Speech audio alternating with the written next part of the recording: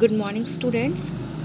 In our last lecture, we discussed about the packing efficiency of tetrahedrals and octahedral arrangement.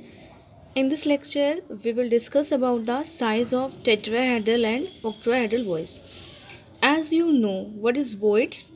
The empty space present in the cubic closed pack or hexagonal closed pack arrangement is known as the voids, and there are two types of voids. One is the tetrahedral voids, which is made up of four spheres, and another is the octahedral void, which is made up of six spheres.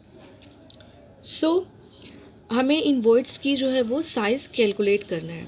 As you know, the radius of the void in these closed pack structure are related to the size of the spheres present in the packing. In cubic closed packing, we consider sphere to the constant particles. जब भी हम cubic close pack arrangement की बात कर रहे हैं तो वहाँ पे जो हमारे कॉन्स्टेंट पार्टिकल्स हैं, चाहे वो एटम हैं, आयंस हैं, ये मॉलिक्यूल हैं, उन्हीं को हमने क्या किया है, हार्ड रिजिड सॉलिड स्फीयर जो है वो कंसिडर किया हुआ है. तो जो क्लोज पैक स्ट्रक्चर में जो वॉइड्स का साइज है वो रिलेट करता है इन्हीं स्फीयर के साइज से. Suppose if r is the radius of the sphere, here capital R we have taken radius of the sphere. The sphere is the constant particles in the closed packing. So radius of tetrahedral voids, हमने यहाँ पे sphere की radius को capital R से और void की radius को small are से सपोज किया हुआ है. तो अगर हम टेट्राहेड्रल वॉइड्स की रेडियस कैलकुलेट करते हैं, is it equal to the 0.225 R. ये आर क्या है, radius of the sphere from which the voids is made up of. And then the radius of the octahedral voids is the 0.414 R. In case of ionic compound, ionic compounds के case में anions are present in the packing and cations occupied the voids.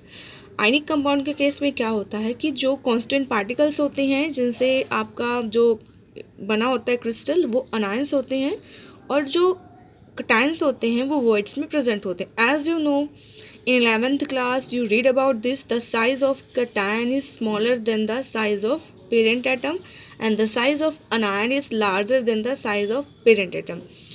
So size of anion is always greater than the size of cations.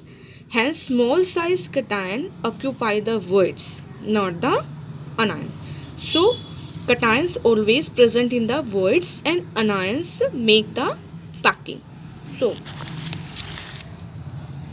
Four cations occupied the tetrahedral voids. अगर कोई cation आपका tetrahedral voids में है तो उसकी radius क्या लोगे आप, आर पॉजिटिव, एंड वो 0.225 R negative. R negative, what is the R negative? R negative is the radius of anion, and anion is present in the packing like spheres. For anions, for cations occupied the octahedral void, sorry यहाँ पे मैंने गलती से cations anions लिख दिया है, यहाँ पे आपका क्या आना है, cations आना है. For cations occupied the octahedral voids, R positive is equal to 0.414 R negative.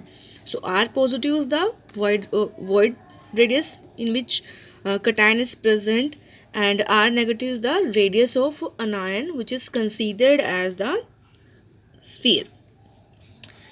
So by above this relation, you know the tetrahedral void is much smaller than as compared to the octahedral void. Tetrahedral void का size जो है वो छोटा होता है as compare to octahedral voids. Now relating this, calculation of ideal radius of the cation fitting into the voids. हम जो है वॉइड्स जो रिलेटेड करेंगे यहाँ पे, किस तरीके से जो आपकी वॉइड्स है उसकी कैलकुलेशन यहाँ पे करेंगे. यहाँ पे हम एक न्यूमेरिकल कंसिडर करेंगे. आपका न्यूमेरिकल है, a solid A positive B negative has NaCl type of close pack. आपको बोला गया है कि जो सॉलिड है ए पॉजिटिव है, बी नेगेटिव है, अनायनिक सॉलिड है, आयनिक सॉलिड है, उसमें NaCl टाइप जो है क्लोज पैकिंग स्ट्रक्चर है. NaCl टाइप की जो स्ट्रक्चर होती है वो HCP या आप इसको FCC बोल सकते हो स्ट्रक्चर होती है. If the anion has radius of 241.5 picometre, anion की रेडियस, जो चीज़ हमें दी हुई है हम उसको लिख लेंगे। तो हमें यहाँ पे अनायन की रेडियस दी हुई है, तो R negative is equal to, यहाँ पे हम R नेगेटिव निकालेंगे, वो आपको कितना दिया हुआ है 241.5 पिकोमीटर आपको गिवन है। What should be the ideal radius of cation, question में क्या है, what should be the ideal radius of कटायन, व्हाट इज द मतलब रेडियस ऑफ कटायन पूछा है। तो यहाँ पे R positive is equal to हमें कैलकुलेट करना है। Can a cation C positive, वो कह रहा है कि क्या एक कटायन जो आपका कटायन C पॉजिटिव है उसकी जो रेडियस है वो कितनी है 50 पिकोमीटर है, फिटेड इन द टेट्राहेड्रल, कि ये जो आपका जो है कटायन है जिसकी रेडियस क्या है 50 पिकोमीटर है, क्या वो आपका टेट्राहेड्रल वॉइड में फिट हो सकता है, जो कि क्रिस्टल जो है आपका A पॉजिटिव और V नेगेटिव से बना हुआ है।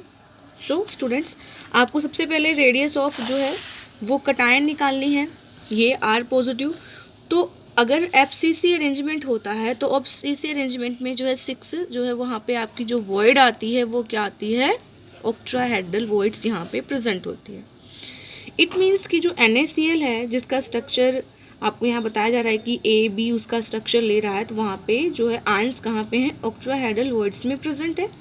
सो यहाँ पे आप क्या निकालोगे, रेडियस फॉर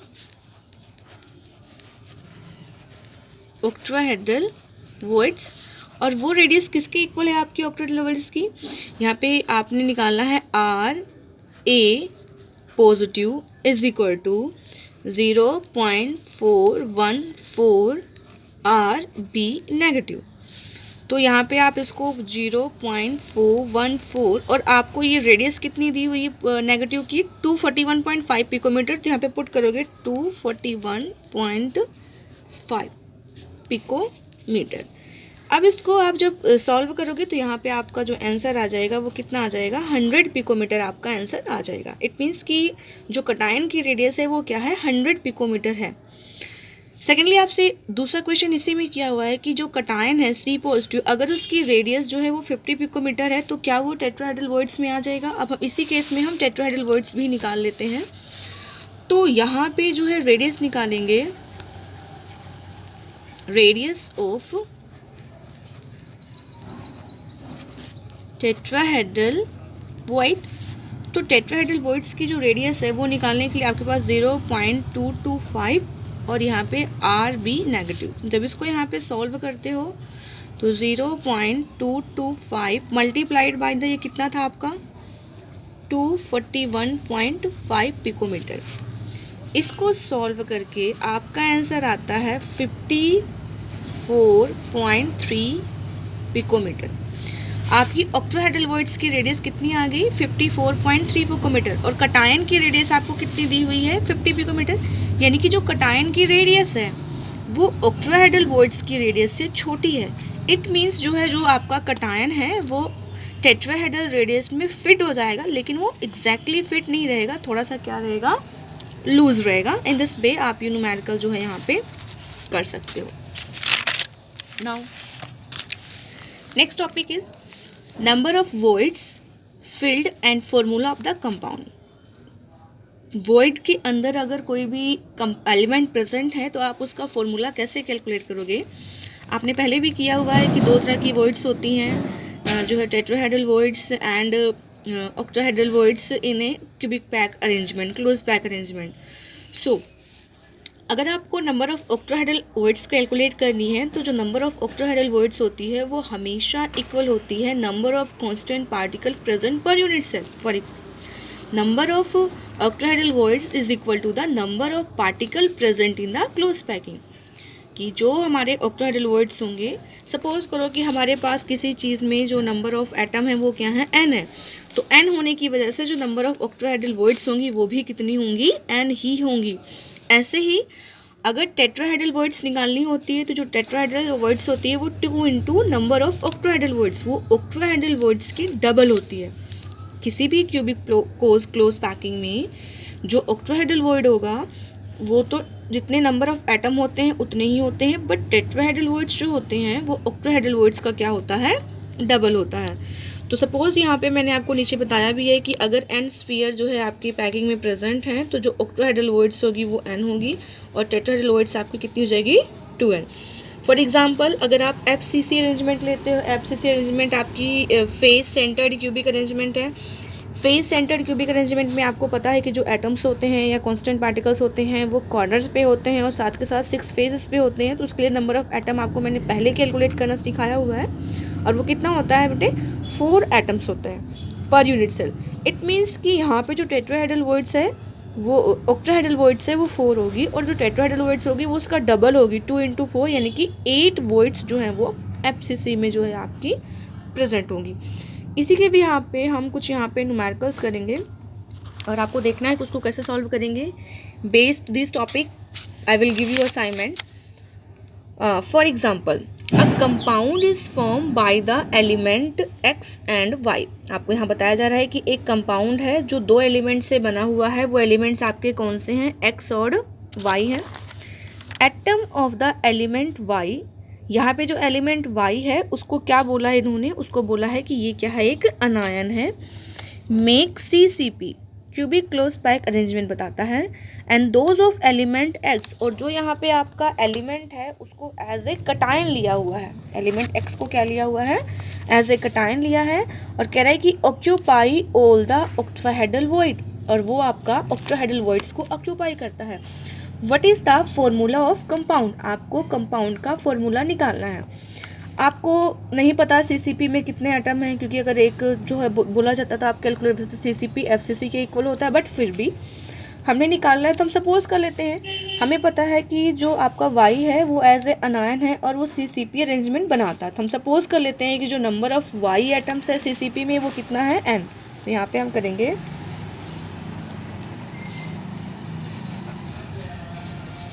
यहाँ पे आप करोगे suppose number of atoms in CCP that is atom Y is equal to n। तो नंबर ऑफ ऑक्टाहेड्रल वॉइड्स कितनी होंगी, so number of octahedral voids also is equal to n। मैंने आपको भी पीछे बताया कि जितने नंबर ऑफ एटम्स होते हैं उतने नंबर ऑफ ऑक्टाहेड्रल वॉइड्स होते हैं। ओके, तो आपको यहाँ भी बताया जा रहा है कि जो वो x है वो एज ए कटायन वो ऑक्टाहेड्रल वॉइड्स में ही प्रेजेंट है। It means number of x atom is also n, क्योंकि ऑक्टाहेड्रल वॉइड में प्रेजेंट है और ऑक्टाहेड्रल वॉइड्स जो है वो n है, इसलिए x भी एटम कितना आ गया, n आ गया। तो अगर इनका आप यहाँ पे रेशियो लोगे तो रेशियो x रेशियो y का इज इक्वल होगा n रेशियो n, और इसको कैंसिल करके 1:1 आ जाएगा, 1:1 आ जाएगा। इट मीन्स इसका जो फॉर्मूला आएगा कंपाउंड का वो क्या आ जाएगा, XY। कंपाउंड का फॉर्मूला क्या आ गया, XY, क्योंकि वो ऑक्टाहेड्रल वॉइड्स में प्रेजेंट है और ऑक्टाहेड्रल वॉइड्स उतने ही होते हैं जितने उसमें क्या होते हैं, आपके एटम्स होते हैं। तो इस तरीके से आप इसको यहाँ पे क्या कर सकते हो, कैलकुलेट कर सकते हो। Now our next numerical is regarding this atoms of element B। एक आपको किसी कंपाउंड की बात की जा रही है जिसका जो फॉर्मूला है वो AB है। वो AB फॉर्मूला क्या है, atoms of element B from HCP lattice. आपको बोला जा रहा है कि एलिमेंट B जो है वो HCP लैटिस बना रहा है। And those of element A occupy the 2/3 of the tetrahedral. और ये भी बताया जा रहा है कि जो आपका B है, एटम B तो आपका HCP अरेंजमेंट शो कर रहा है। फिर आपका बताया जा रहा है कि जो आपका एटम A है वो एटम A क्या कर रहा है, 2/3 ऑक्यूपाई कर रहा है किसका, टेट्राहेड्रल वॉइड का। What is the formula of compound form by this element. आपको बताना है कि इस एलिमेंट का फॉर्मूला क्या है। यहाँ पे आप कुछ नहीं करोगे बेटा, सबसे पहले सपोज करोगे, suppose number of atoms B in HCP arrangement. HCP arrangement में जो नंबर ऑफ एटम है हम उसको सपोज कर लेते हैं वो n है, ठीक है। अगर n जो है वो HCP अरेंजमेंट है तो ऑक्टाहेड्रल वॉइड्स कितनी होंगी? ऑक्टाहेड्रल वॉइड्स आपकी कितनी आ जाएंगी? n। और अगर आप निकालोगे यहाँ पे टेट्राहेड्रल वॉइड, तो टेट्राहेड्रल वॉइड्स जो होती हैं वो ऑलवेज ऑक्टाहेड्रल वॉइड्स की डबल होती है, यानी कि टेट्राहेड्रल वॉइड्स क्या हैं आपकी 2n हो जाएंगी, ठीक है। आपको पता है कि जो एटम है आपका जो दूसरा वाला एटम है, कौन सा एटम? Atom A. जो आपका एटम ए है वो टेट्राहेड्रल वॉइड्स का जो है वो 2/3 ऑक्यूपाई करता है। तो यहाँ पे आप निकालोगे number of A atoms. Number of A atoms कितने हैं? 2/3 of tetrahedral void. 2/3 tetrahedral voids कितनी है आपकी? 2n है, तो ये आपको कितना हो जाएगा? 4n/3 atoms. ये 4n/3 हो गया। यहाँ से आपका जो है एटम बी जो है वो n है और एटम ए कितना है? 4n/3 है। अब इनका आप रेशियो लोगे, जैसे कि अगर आप यहाँ पे निकालोगे देयरफॉर इनका जो रेशियो आ जाएगा, रेशियो आपका A/B है, ठीक है। ए वाला जो एटम मैंने आपको बताया है वो कहाँ पे प्रेजेंट है? 2/3 ऑफ द टेट्राहेड्रल वॉइड्स, तो आपका 4n3 और ये आपका कितना है? सिर्फ n। सिंपली n से n आप कट करोगे तो ये आपका जाएगा 4/3 रेशियो 1, क्रॉस मल्टीप्लाई करोगे 4/3। ये आपका रेशियो कितना आ गया? 4/3। ये ए का आ रहा है, ये बी का, यानी कि फॉर्मूला क्या हो जाएगा? A4B3। तो A4B3 this is the formula of compound. This is the formula of compound. In this way, you can calculate number of numericals of related to the voids filled space forming the compounds formula. And I will give you some numericals related this. You can solve these numericals. And in case of any query, please ask me. Thank you so much.